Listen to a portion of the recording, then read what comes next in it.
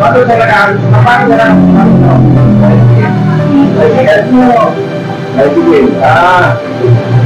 Okay, bye. Ano naman sa tayo?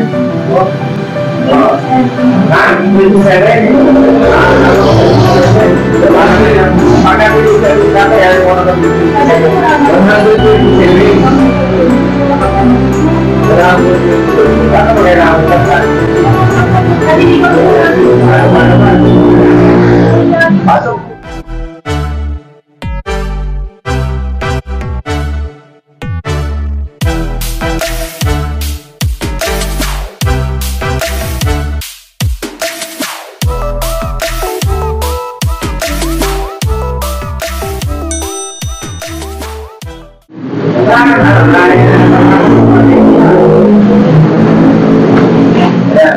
Ito na tayo.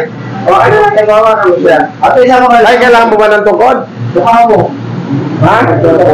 O, ayan. Si tatay ang kauna-una natin bibigyan ng tungkod. Hindi ka dito, tatay. Anong gusto mong tungkod, tatay? Yung may paa? Itong may paa. Ayan. Gusto mo bang may paa? Ayan. Magandang araw po muli sa inyo. Hindi po natin na saan na pumunta siya dito. Ayan. Dito ka, tatay. Para kailangan mo ng tungkod. Ayan. Bibigyan na kita. Para pag uwi mo, may magagamit ka. Ito, may tungkol na siya. Ayan. Ay, tatay. O, halika dito. Sa tabi ko. Dito ka sa tabi ko. Dito ka, tatay. Sa tabi ko. Hindi, hawakan mo, tatay. Dito sa kabilang kamay. Sa kabilang kamay. Yan, para may panghawak ka. Yan. Yan. Yan. Hawakan mo, tatay. Hawakan mo yung... medyo bata. Hindi niya talaga ano. Yan. Parang... Hawakan mo, tatay. Yan. Yan. Yan. Halika dito, tatay. Yan. Okay. Ayos ba? Okay. Okay. Pag may asong pumunta, ambalusin mo. Para tumakbo. Yan. Muli po, magandang araw po sa inyo lahat. Sa ngalan po ng Abang Likod, Kap Edward.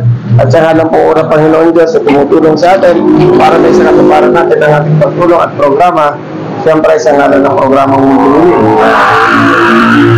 Tara, ilang taon na po kayo? Wow.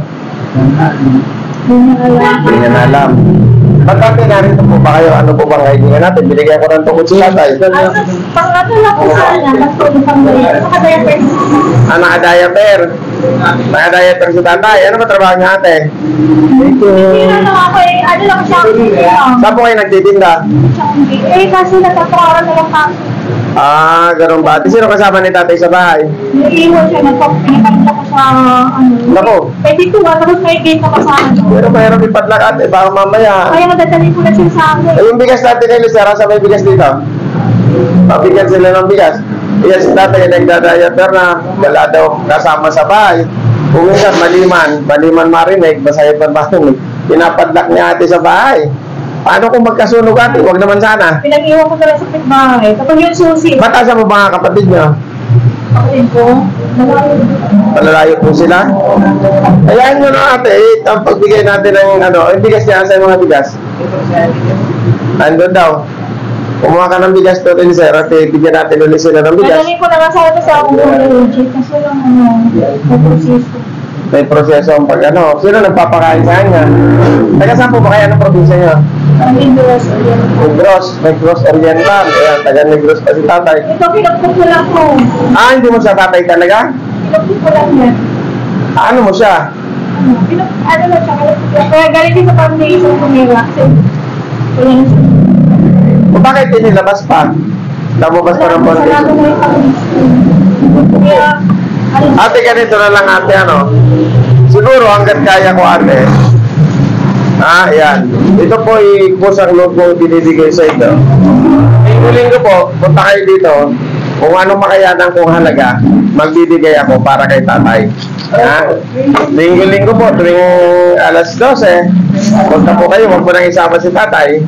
Kung anong makakaya ko na halaga, bibigyan ko po si ate. Kayo po pala, hindi niya tatay na tunay. Kayo po yung ampon niya lamang. Inalagaan, kinupkop ako yung mahanga sa iyo ate sa pagtulong. Sino ba naman ako para tumanggi rin sa pagtulong sa kagaya ni tatay? Ano pa nga ng pangangailangan ni tatay? Diaper. Tay, ano ba gusto mo kain ng tatay? Mas pinalo. Ha? Mas kinano. Ano paborito natin pagkain? Bibigyan kita ng pambili. Ito, may bigas ka na. May bigas ka na, tatay, ha? Mahilig sa sabi. Ha? Ilang saging ba nais mo? Sa kaya ko. Yan ang hinihingi niya ako. Ha? Ito, tatay, oh. Pabiling saging. Magkano ba yan? Magkano to?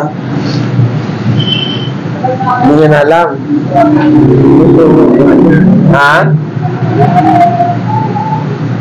Bibili mo ng saging, bibili mo ng diaper, bibili ka rin ng Yakult. Tapos sabihin ko na, Sino nagsasayang sa kanya? Ate, tanggapin mo yan. Ibili mo si tatay ng diaper, kung ano mang kailangan niya. At sa linggo bumalik ka dito. Linggo-linggo, hanggat nandito at nabubuhay ako, hanggat kaya ko. Magbibigay tayo kung ano mang halaga aking makayanan, hindi tayo magbibigay ng anumang amount. Sa mga nais tumulong kay tatay o sa kagaya ni tatay, hindi po ako humingi para sa akin. Kung gusto niyo pong tumulong sa kanya, pwede po kayo makipag-ugnayan sa inyong habang lingkod. Punta lamang po kayo dito sa Edward Auto Supply at ako yung makakadaw pang palad. At ito naman po may tutulong natin para kay tatay na siya po ay galing pala dati sa foundation. Subalit ang isang foundation ay nagsara na. Ito po si ate ay hindi niya tunay na anak, pero pinumpok niya si tatay bilang isang taong nagmamahal sa kapwa-tao at inilapit po sa inyo ang lingkod upang humingi ng kahit paano anumang tulong. Nahirapan pa siyang pumunta rito, pero pinilit pa nilang pumunta para lamang makita ako at makahingi ng munting tulong. Ito ba yung nilapit niya sa MSWD sa munisipyo? Ano pong naitulong nila? Magkano naman po? 1K isang buwan. Malaking bagay na rin, pero siguro naman sa kagaya ni tatay, dagdagan niyo naman. Hindi ko siya ilagay sa akin eh. Diba? Sa barangay po ba, lumapit po kayo kung ano matutulong nila, malapit sa inyong barangay. Ano to? Yun po kasi. Ano sa bigay nila? Saan po ba kayo sa Dolores?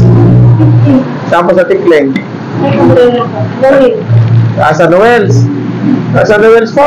Nakakilala niyo po ba si Artil? Yung dating presidente. Saan po ba kayo sa Creekside? Sabi ko sa ano lang po, sa Manila. Sa highway lang, sa Noel, sa may hardware po ba? Sa may Telmark? Sa taas kami. Ano po pangalan nyo? Banggitin nyo. Ano po kayo? Rose. Rose ano? Rose na rin ako. Sa daan lang po kayo. Sa taas na tayo. Sa unahan lang ng konti. Rose. Rose Palomares. Ayan mo, isang araw ate. Kanto. Kanto. Sa taas lang po. Pababa po ba? Hindi. Hindi, pababa po yung ano doon, di ba? Bangin yun eh. Dito lang sa kanto. Sa kanto po mismo. Yan, salamat po. Sa lahat po ng tumatangkilik sa aking hanap buhay. Dahil po sa inyo, nakakatulong tayo sa ating mga kababayan. Ito muli si tatay yung lumapit sa atin sa ngalan ni ate upang matulungan sa ngalan ng pagtulong sa programang Munting Hiling. Siya nga po pala sa may mga kahilingan po ng tungkod. Ayan. Saklay. Ayan. Tatay, kailangan mo ba ito? yan. Ito ba gusto mo? Ha? Ito gusto mo? Ito gusto niya? Kaya naman naguting na nila sir. Ito pala gusto ni tatay. Ito? Sige tatay. Ha? Kaya mo ba ito tatay? Kaya mo ba ito? Ha? Kasi baka masayang kung hindi niya naman magagamit. Maraming nangangailangan.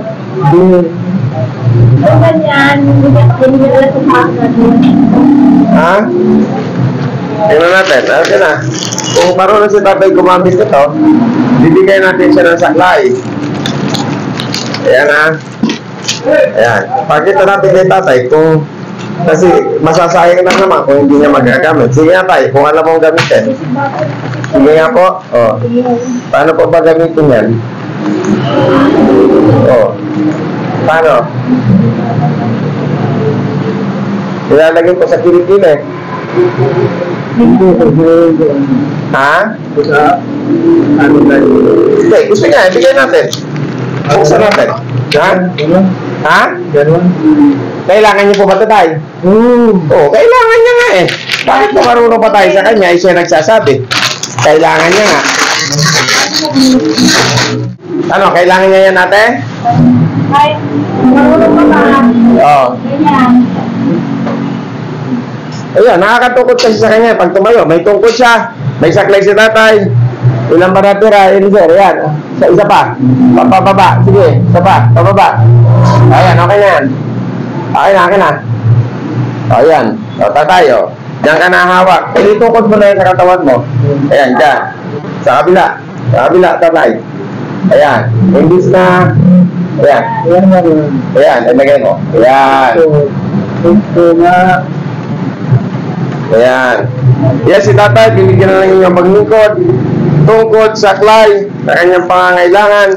Handog po yan una ng Panginoong Diyos dahil kung wala siya, wala ang inyong paglingkod. At siyempre, salamat sa ating buting kapitan ng Barangay San Juan, Barangay Muson, at Barangay Dolores.